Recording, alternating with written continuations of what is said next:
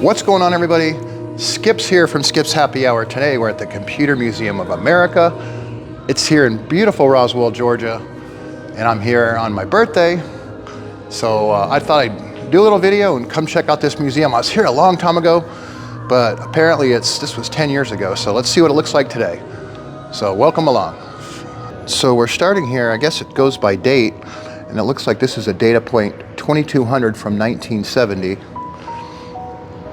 Very cool. Kind of interesting that this would even be available at that time. So then from 1970 we have a Kenback 1 from 1970. And this looks like a little 8-bit computer. Obviously all done by registers and addresses. So you have to program in each of your programs. You have to do each one of these buttons, store it, go to your next instruction, store it, and then you actually hit the run button here, start it. That's your run button. And there you go.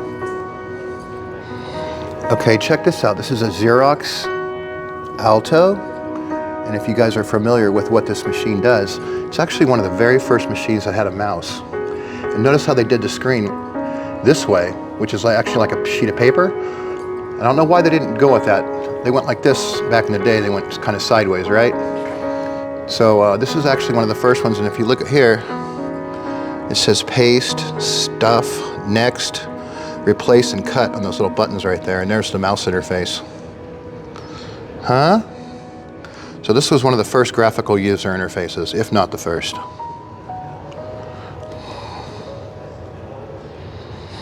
So here's another 8-bit computer called a Shelby from 1974. Here's the machine here in a 1974 radio electronics book. Mark 8 Minicomputer, another 8-bit computer. Same sort of thing. Put all your registers in here, and you have to go to each one, and then you run it. Okay, behind me they got this whole thing here of the entire history of computing and mathematics, and it goes all the way down the wall there. Now here's a great computer, Altair 88, another 8-bit computer. All the registers and everything you have to do all by hand again. So this is back how they did it back then. Now you could get a cassette tape for this back in the day, so you could load and store your programs, and it also had terminal, so you could actually have a little display that shows you what you're actually doing. And here we go, Popular Electronics, and there's the Altair.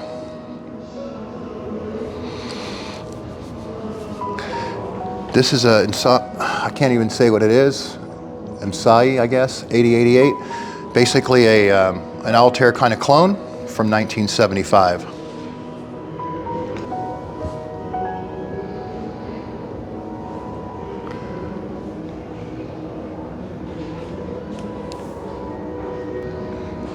Okay, this is a little explanation of the story of the Apple II in 1976. Here is an Apple I motherboard. Right there in all of its beauty, man. So that's what started the Apple craze, and your iPhones and your iPods and your iWatches and all that. This is what started it. Steve Wozniak and Steve Jobs. I might have said the names wrong.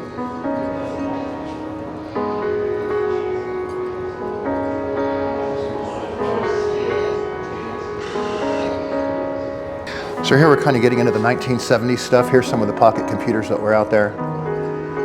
And laser discs, old floppy disks back there. There's an Altair basic book right there for the Altair we just talked about. Look at that, an old Odyssey game controller from Magnavox. See that? That's the old Pong right there. Very cool. And here's some more of the 70s stuff. TI 99 up there, which is very cool. Had one of those computers. And a Speak and Spell. Do anybody remember those? Let me know in the comments if you had a Speak and Spell. And of course the Atari 2600 and the Atari 400. Very cool. Here's a 20 Sol 20 from 1976. Looks like it's got a nice keyboard, huh? Okay, here's a Model 1 TRS-80. This is the first computer I ever learned to program on. I learned to program in BASIC. It was 4K, 4,000 bytes of information. It came out in around 1977. We were one of the first schools in America to get one, and it was my little baby. I was basically the only one that ever used it. And in fact, when I was at school, I was allowed to only play with the computer. I never went to a single class. I was always in the teacher's workroom the whole day playing on this computer. I never went to school, never did math, never did science, never did anything all the way through elementary school. This is what I was allowed to play on. And of course, after that, the Apple IIs came in, a little bit after, and this gave you color and a lot of other stuff, and this one had a disk drive, and it was in color, and it was really cool. So these two computers right here are what I started on. Now, when I was a kid in '77, I always wanted a pet computer, man, but look at the little keyboard. For a size comparison, it's not very big. It's about the size of a cell phone now, that keypad right there. And it had a cassette tape to save your programs, which is really, really cool, huh? And it had a built-in monitor. I always wanted to have one of these. Okay, now we're kind of coming into the 80s. And there's a Commodore 64 right there. Commodore VIC-20, this is a very popular machine right here. I actually programmed those when I was a kid as well. Very cool machine, had color and sound. And these are some of the 1980s machines. Timex Sinclair, very small little computer, about the size of my palm. And then there was the Sinclair ZX81 was a little bit better than the Timex Sinclair. And then this portable computer is a TRS-80 again. And I used to program this. Had one of these a long time ago. Wish I still had mine, but there's one in pristine condition. And then back into the 80s, of course, the Game Boy. Remember the Sony Walkman. And then remember, these are one of the very, very old cell phones. The Simon, look at that thing. And of course, the old Sony Watchman. It's a small TV you can hold in your hand. And then some Nintendo stuff, right? And there's some old brick telephones. Again, these are telephones. That's what you had to carry around, the battery pack and the whole big thing to get your phone back in the day. So we come a long way. So yeah, man, I'm looking at that phone. I'm actually using my phone now to record this video. So that's all you need now is a phone, and they do everything. All the stuff that these do, that your phone's way more powerful, and it's just amazing, huh? Okay, man, continuing on. This is the machine that started it all. This is the machine. This is an IBM PC. And this is probably an XT, okay? So this is an 8-bit computer as well. And this is what started all the IBM craze. This is what most of your computers are based after here. Once this design came in, everybody cloned this, and this is what you wanted to have. Got a nice Osborne one here, an example. This was a fun little machine. I actually used one of these for a time. Compact portable in '83, so I would have been about 13, 14 years old when this came out. Very cool. And then Apple came out with the Lisa, and this Lisa is, they're very rare, they're super expensive. If you have one of these in the box, brand new, these are $100,000 computers, if you have the box and everything with them. This is a pretty cool example. It does have the mouse. This computer was a complete flop. It never sold. It was basically a flop. When the time it came out, it was actually obsolete, and that was in 1983. And I'm reading here, it says that this machine was $9,999 in 1983. You're talking probably around $50,000 for this computer back then.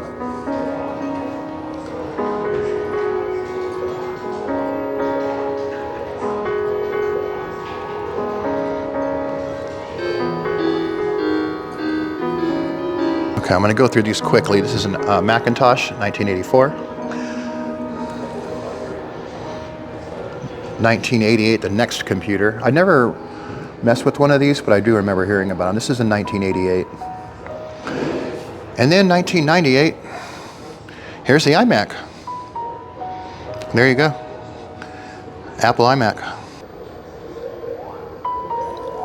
It's a Vectrex video game. There you go, there's my first computer. Model 1, TRS-80 right there, running. Very cool, huh? There you go, I can still program it, okay? There we go. Pretty cool. This is an IBM 29 punch card machine. Now this is what you would do like for payroll. A lady would sit here, or a man, and the cards would be locked, stacked up in here. Those are some cards right there. And they would program in your what your pay was, right? On these little cards. Then those cards would be stuck into one of these readers here, this card reader. And this would go ahead and sort everything. Okay, it would sort all the stuff, and then that would go to payroll or go to whatever, whatever you had to do. This card reader would actually sort the cards. Okay, so that's pretty cool. That's how they used to do it back then. All manual entry. None of this was connected. This is all a mechanical machine that punched holes in those cards. And here's some of them here, what they look like. So this would represent your program here, whatever you wanted to, information you wanted to store on it. And these cards would get scanned in. So here's what some of them look like back in the day. Almost like when you're taking a test at school to fill in the boxes, right? That's basically what it did, and it read it in there. So there you go. Lots of examples here. All right, man, there's a lot of cool stuff in here, man. I'm kind of nerding out. Okay, man, here we go. Digital PDP-15. Pretty nice little microcomputer, huh? That's how you would input and output all your commands that you wanted to do. And here, look at these old tapes. This is an old tape reader, huh? There's a tape would run through there. Small little tapes for programs that would run through there. Looks like we have four tapes, and then you'd store them up here for each program you wanted to run, whatever job you wanted to do for data or whatever. You would just continuously run that program, and that's what would happen. Okay, and then we have a PDP-8 right here, which is very cool. Very old computer.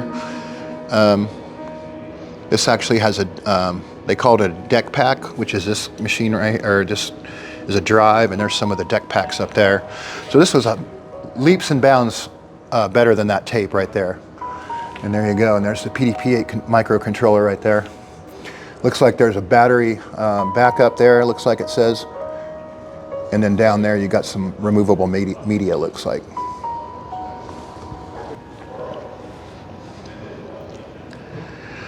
Another PDP-5 there.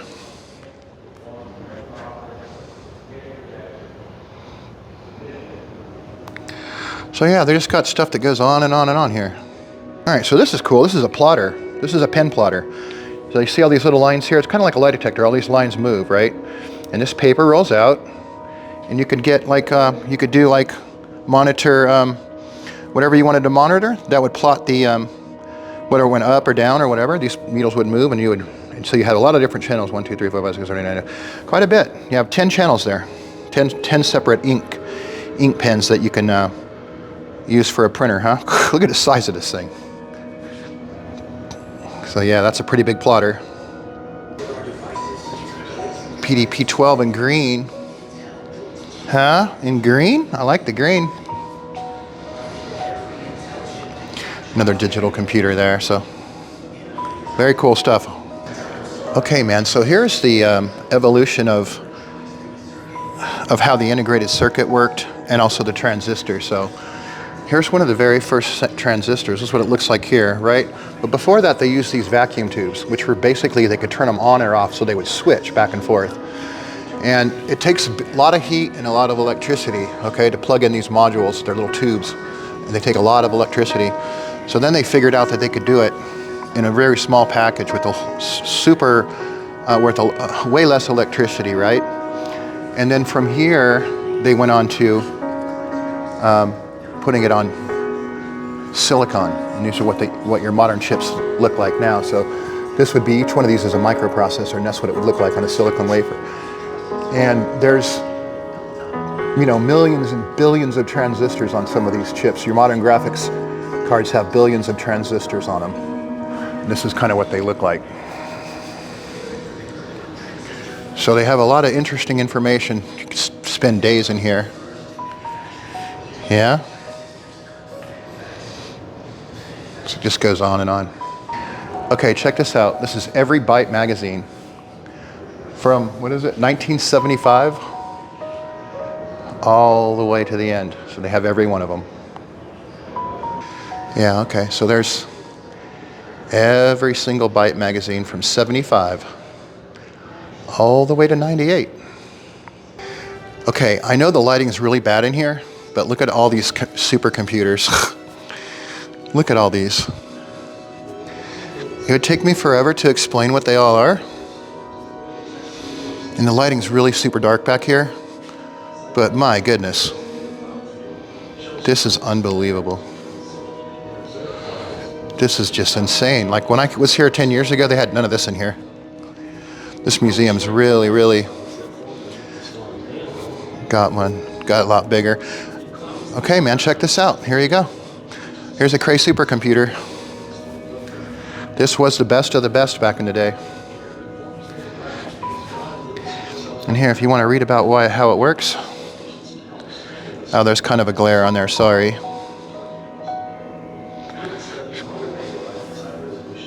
These always interested me, like these Cray computers. It's like they have little seats right here. You could sit around the computer itself, right? Isn't that cool? So that would be your computer. And there you go.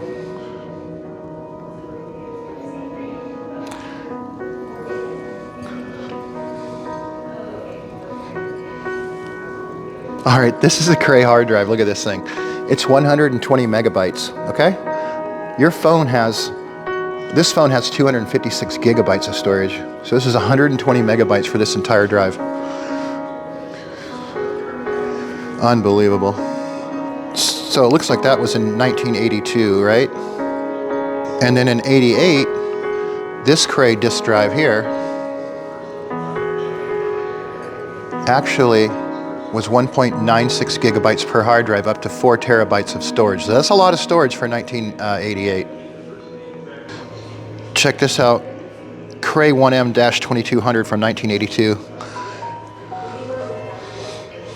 These were the systems do you have to have, man. Look at, there's those seats again. Look at all the cards in there, all the memory cards. And then here's like, they have this nice thing of the evolution of the Cray supercomputers. And believe it or not, I don't know a whole lot about them, but believe it or not, they're still doing them in 2022. The Eureka XGX in 2022. So they're still making Cray computers. All right, you want to know how one works? Could you imagine trying to trace one of those wires that was bad? I mean, there literally has to be 100,000 wires in there. And you have to think, man, here's a Sun microsystem. You have to think all this hardware was probably super, super expensive back in the day, right? And it's just sitting here obsolete now. Isn't that crazy? I mean, this thing just goes on and on. So here's one from 1995.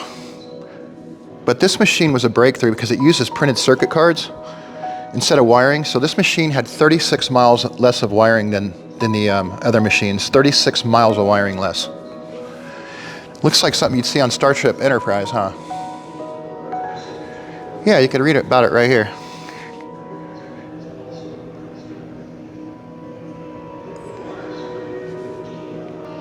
Here's some of the Cray memory boards, what they look like.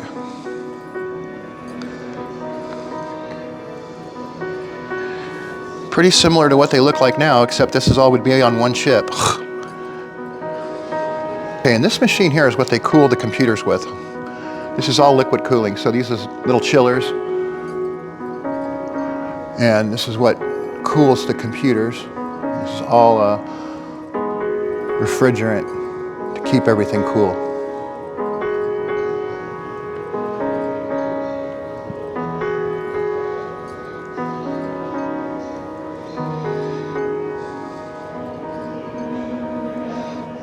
Okay, so I'm now in the space part of the museum. I'm going to go through this kind of fast. Not really computer related, but let's check it out anyway, okay? Oh, so we got a lunar lander in here. Could you imagine landing on the moon in one of these things and getting out and wearing that?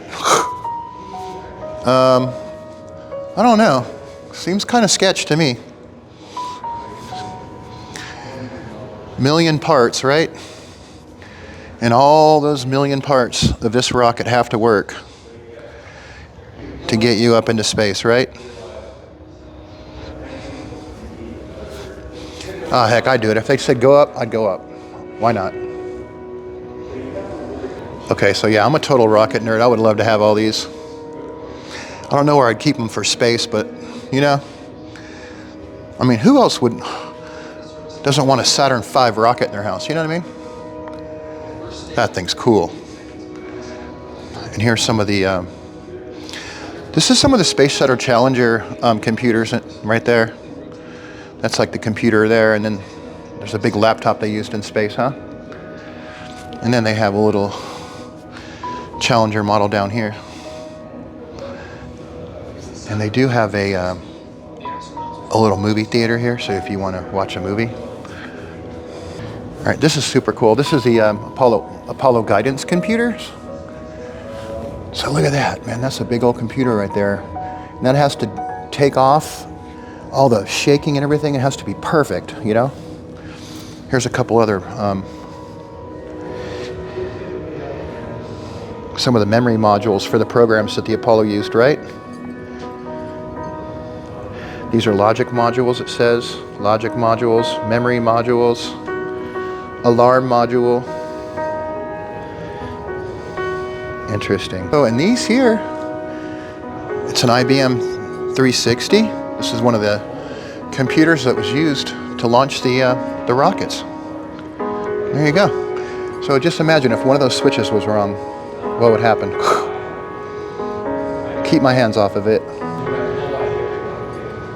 Not sure about ModComp, but here's a ModComp computer. I've never actually heard of it before. Looks like it's very functional, huh? That's for the thumbnail. So these IBM 3420, these are reel-to-reel tape drives. And when you used to have to load these, because we used to have to load these, when I worked for the USDA, we'd have to load these up.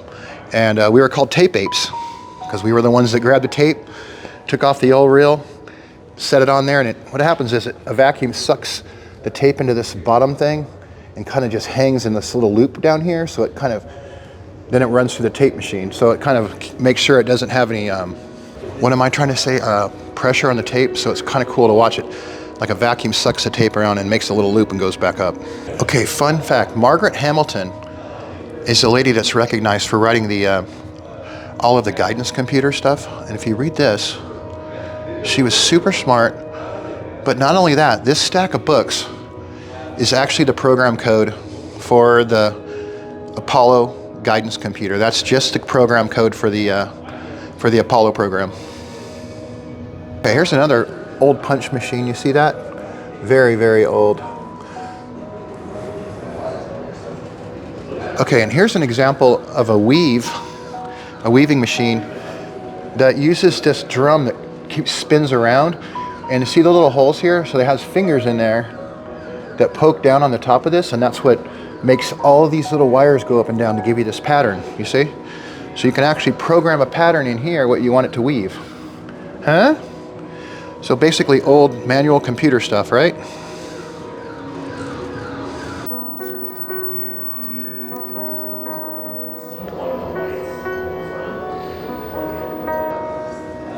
Look at all these microprocessors, yeah? Some of these are expensive. I'd love to have them.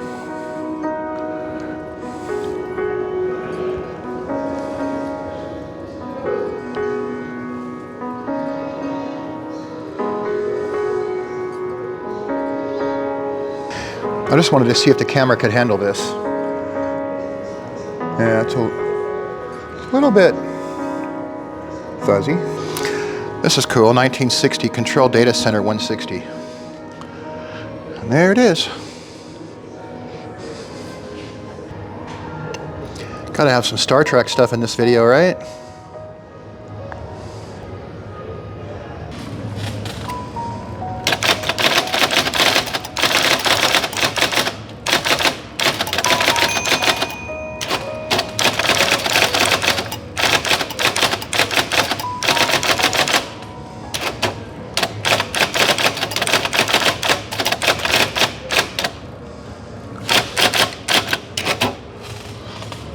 All right.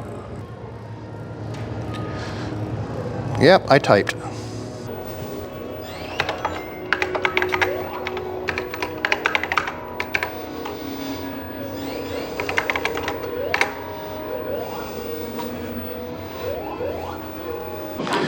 Man, check out this bowl here.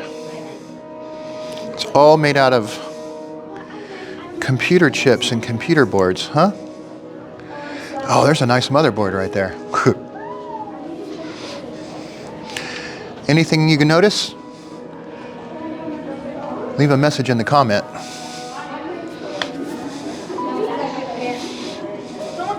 There's a hard drive. A floppy drive right here. Oh, check this out. An AGP board with 16-bit sockets in it. That's pretty cool. Wait, is that a socket 7?